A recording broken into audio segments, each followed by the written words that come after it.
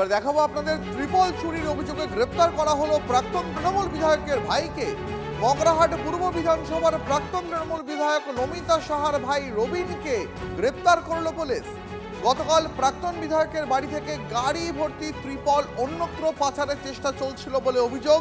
মগরাহাটের বিডিওর নির্দেশে তল্লাশি শুরু হলে প্রচুর ত্রাণ সামগ্রী উদ্ধার হয়, আর তারপরেই গ্রেপ্তার করা হয় প্রাক্তন তৃণমূল বিধায়কের ভাইকে।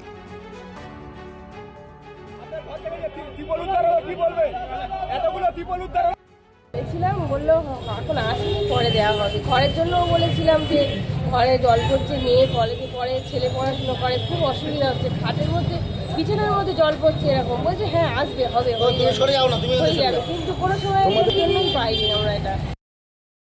19, 20, 21, 22, 23, 24 এবং 25, 26 এই প্রত্যেকটা সার্কেলের তিরপল আসছে, সেগুলো ওনাকে লোড হয়ে আছে। ইভেন কুই পোকা খেয়ে নিচ্ছে। সাধারণ মানুষ 2021 সালে যখন আমফান হয়েছে, পাগলের মতন আমাদের কাছে ভিক্ষা করেছে তিরপলের জন্য। সেই তিরপলটা দেখছি কুই পোকায় খাচ্ছে, পড়ে আছে, উনি একটা দেয়নি।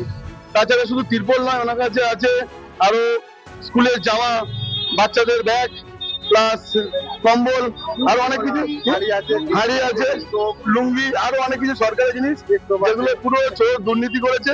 শুধু ইনি না, এটা পশ্চিমবঙ্গবাসী হিসাবে দেখছে, আর ইনি তার মধ্যে অন্যতম।